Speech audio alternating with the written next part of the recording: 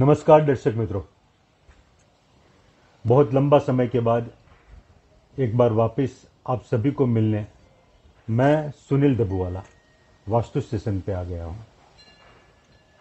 मित्रों, काफ़ी लोगों का इंतज़ार रहता है कुछ नई बात शास्त्रोक्त सीखने मिले, जानने मिले, और मुझे भी हमेशा ये इंतज़ार रहता है कि मैं भी जो मैं जानता हूं आप सभी को बताऊं, आपसे मैं भी सीखूं, आप मेरे से भी सीखो। मित्रों, आज बहुत ही महत्वपूर्ण बात लेके आया हूं। आप समझ गए होंगे श्री यंत्र के बारे में मैं बात करूंगा आज, क्योंकि श्री यंत्र मेरे सामने पड़ा हुआ है। मित्रों, श्री यंत्र मुझे पता है कि आपके घर में भी होगा ही। किसी के पास ऐसा श्री यंत्र होता है जो पूरा उसकी लंबाई, चौड़ाई, ऊंचाई भी है मेरू की तरह, मतलब पहाड़ की तरह। उसको मेरू श्री यंत्र कहेंगे।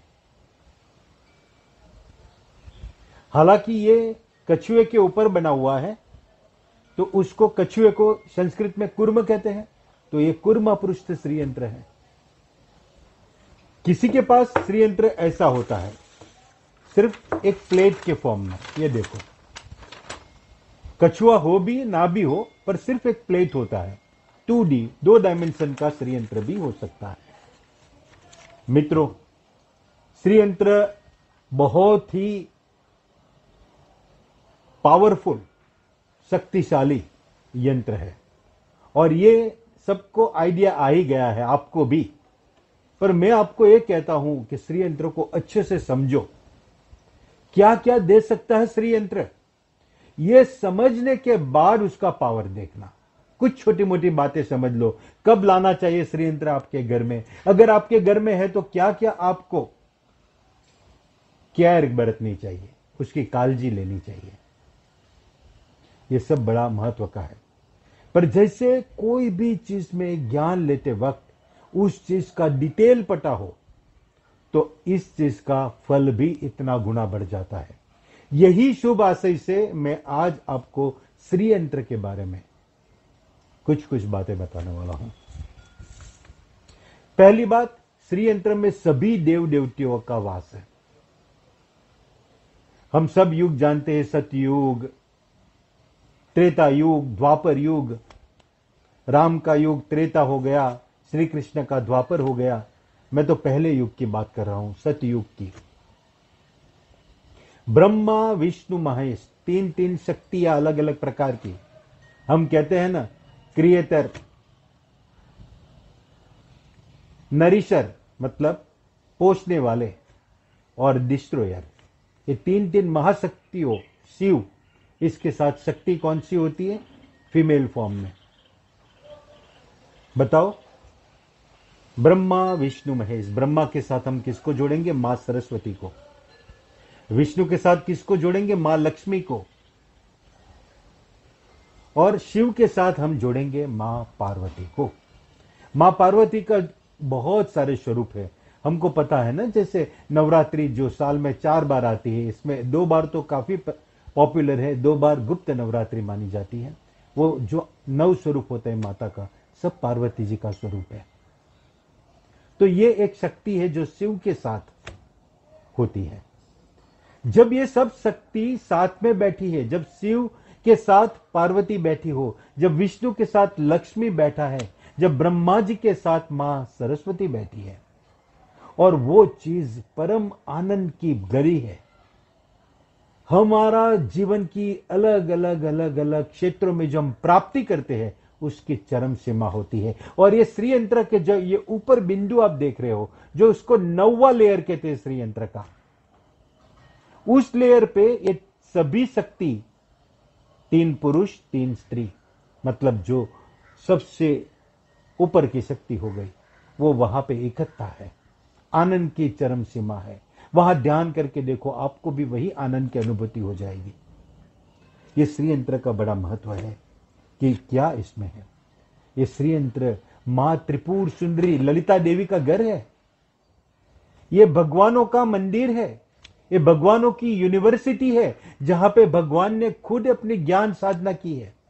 मां लक्ष्मी जी ने यहीं पे साधना की थी जब को उनको श्री का टाइटल मिला था।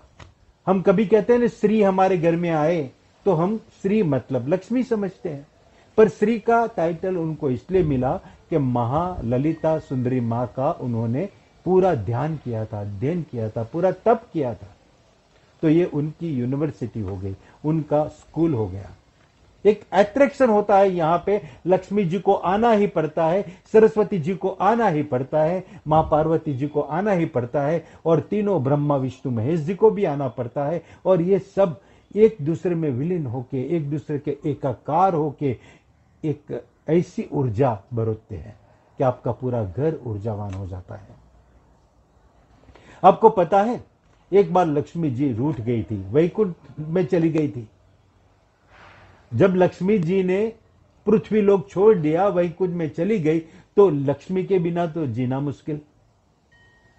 पूरी पृथ्वी लोक पे गरीबी गरीबी गरीबी, खाने की तकलीफ पड़ने लगी लोगों में।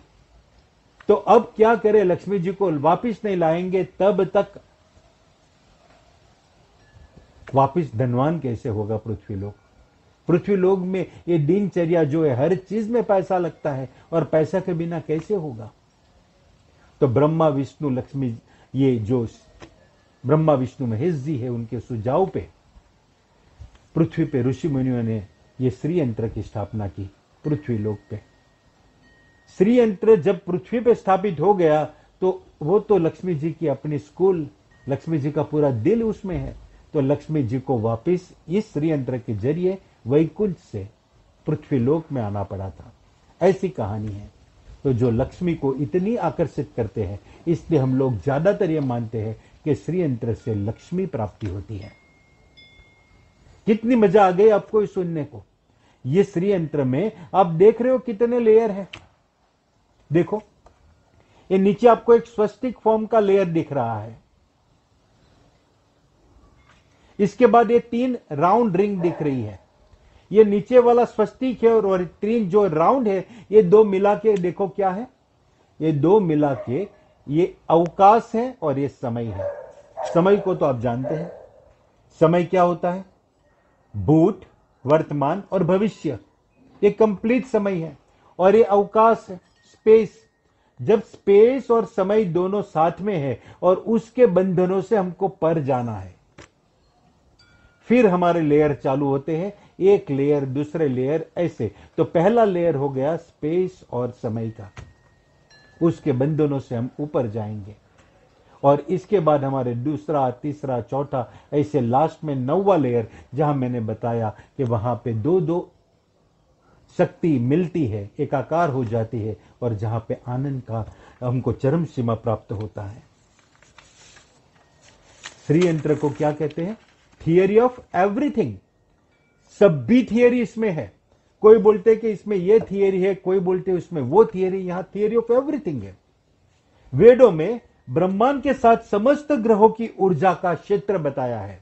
कोई बोले कि सूर्य ग्रह में से ये मिलता है, चंद्र में से मन की शांति मिलती है, मंगल में से वॉरियर क्वालिटी मिलती है, गुरु से ज्ञान मिलता है, शुक्र से पैसा मिलता है। ये सभी ग्रहों की ऊर्जाओं इसमें साथ में है। श्री यंत्र हकीकत में एक बड़ा रहस्यमय विज्ञान है।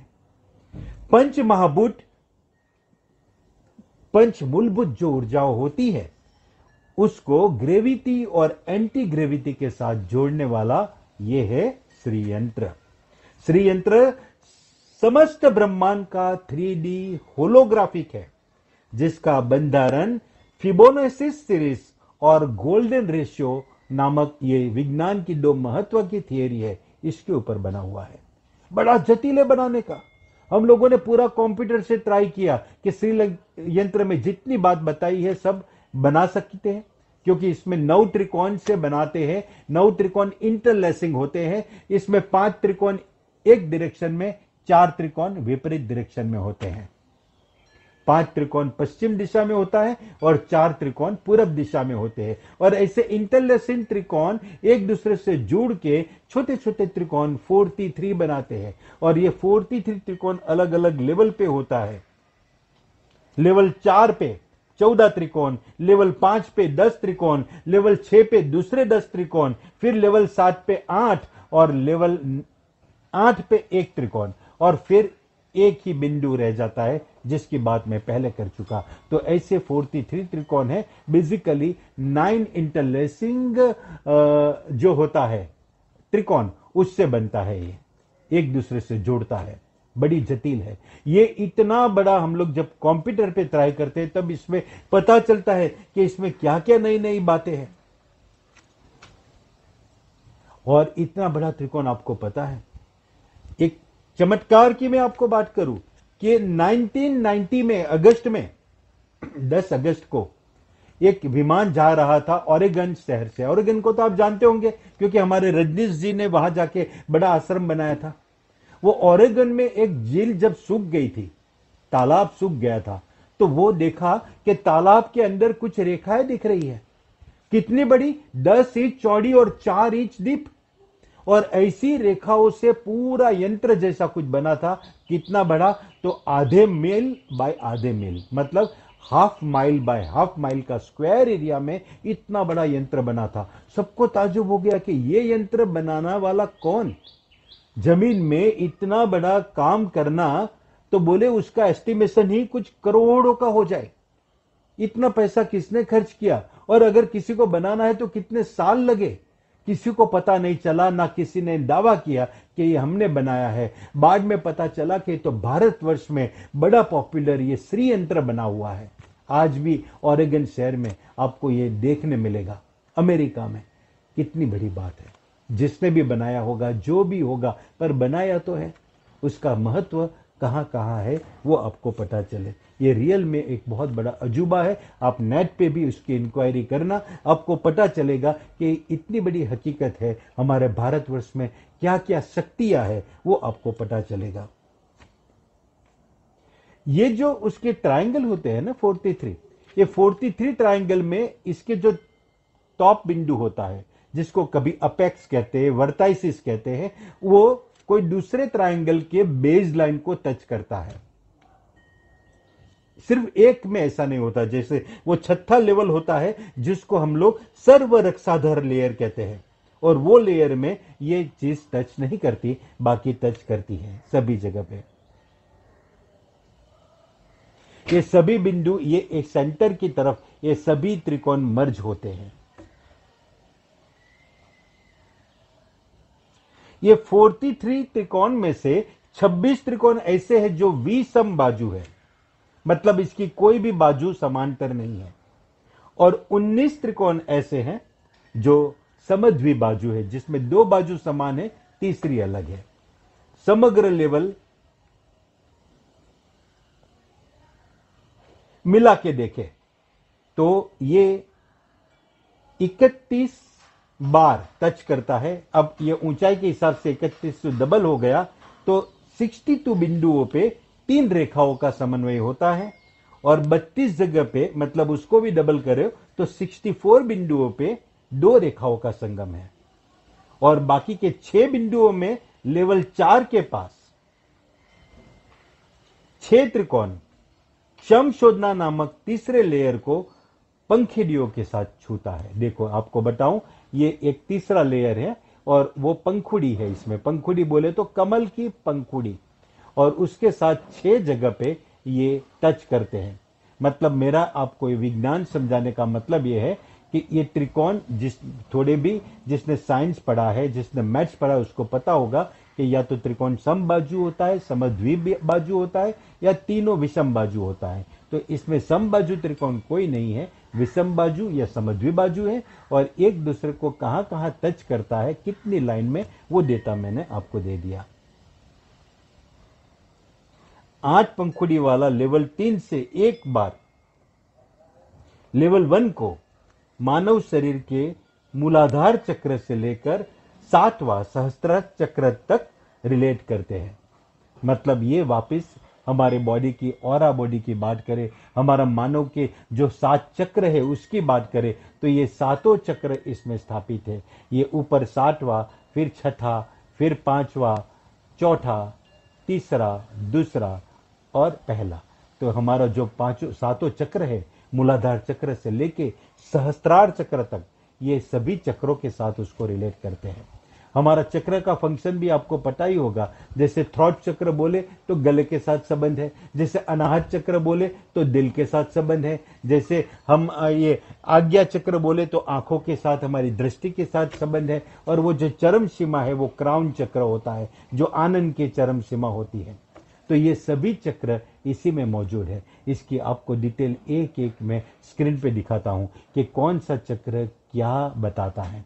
पहला चक्र, दूसरा चक्र, और उसका स्वर भी आपको बताता हूं, उसका कलर भी बताता हूं। आपको मन ही मन उस कलर का उस लेवल पे जाके ध्यान करने का है, और वो चीज आपको जरूर पानी मिलेगी लाइफ में। हमारी अनोखी अनाया सुनती ही जा रही है, सुनती ही जा रही है कि मां लक्ष्मी जी ने भी अपनी यूनिवर्सिटी को इतना महत्व दिया। रूठी हुई लक्ष्मी जी किसी से नहीं मानी, यूनिवर्सिटी को देख के आ गई। क्या मुझे भी मेरी स्कूल को इतना रिस्पेक्ट देना चाहिए? हाँ बेटा, स्कूल बहुत महत्व की है। आज भी मैं जहां जहां मैंने जीवन में शिक्षा ली, चाहे वो नानपुरा में तीन टीवी स्कूल थी या SVR कॉलेज थी इंजीनियरिंग, वहां जाके हमारा पूरा शरीर नतमस्तक हो जाता है। मन से ऐसा लगता है कि प्रणाम करे इस इंस्टीट्यूट को जिसने मुझे यहां तक पहुंचाया। तो यूनिवर्सिटी बहुत इंपॉर्टेंट है, वहां से जितना ले सको आप लो, और उसका रिस्पेक्ट कभी नहीं तोड़ना। जैसे मां लक्ष्मी जी दौड़ी चली आई थी अपनी यूनिवर्सिटी, मतलब ये श्रीयंत्र कुंड में प्रवेश करने के लिए, जब श्रीयंत्र का स्थापन पृथ्वीलोक में हो गया। नमस्कार।